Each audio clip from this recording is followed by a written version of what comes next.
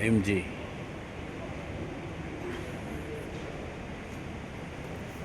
is ZS MGGS.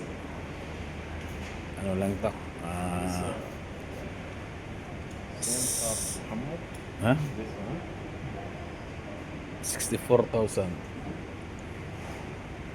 Ito yung HS 75,000. Yan. Ito yung manager dito.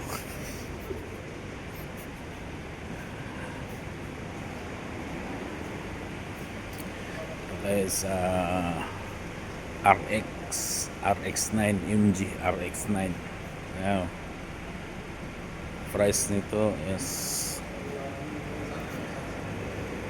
127,000. Ito yung Maxus D60. Ayan. Amount is ano to? 79,000.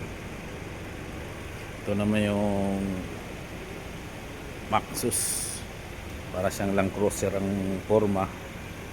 So D90 Max. So ang presyo nito 130,000. Pero maganda yung forma niya, mga nagabukid. Ano siya, para siyang Land Cruiser.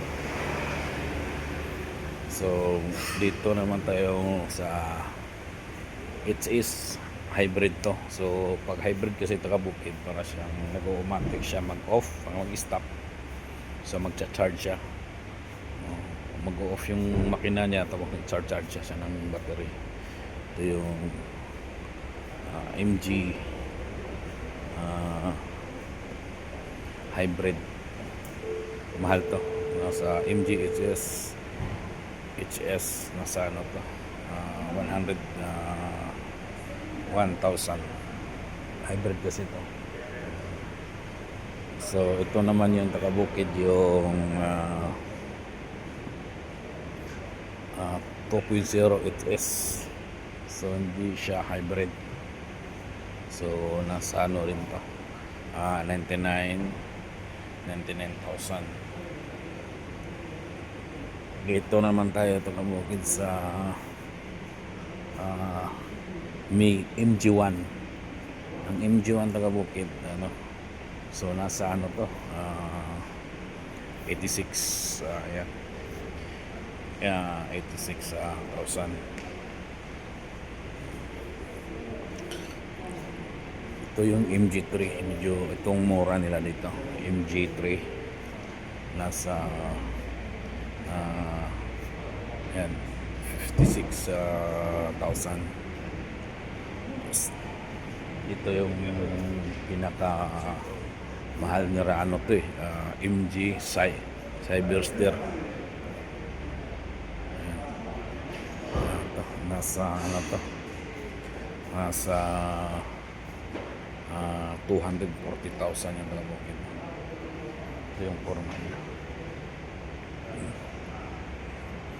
Tapos ito yung MG 8. Ayan, MG8. So ang presyo nito talabokid nasa ano 105,000.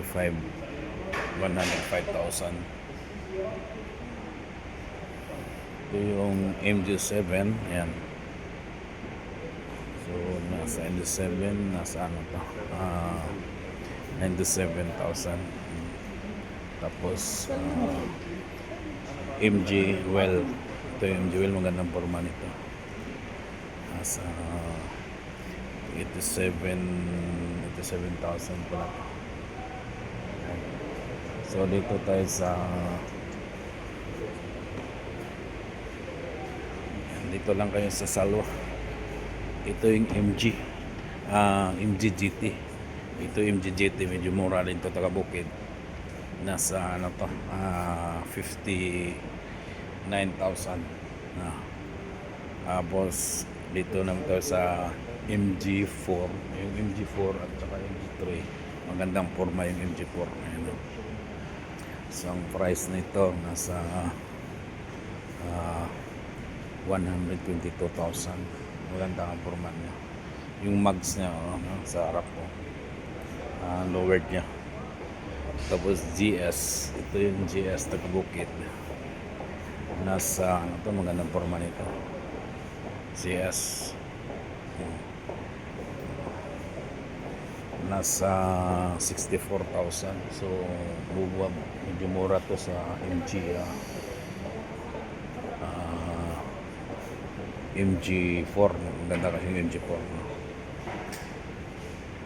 So, dito naman tayo sa HS. Yeah, HS. HS ito. Maganda to. 1.5 to Tagabukid. Sa 75,000. So, yan ang Tagabukid lahat dito yan. Ang flag na yan.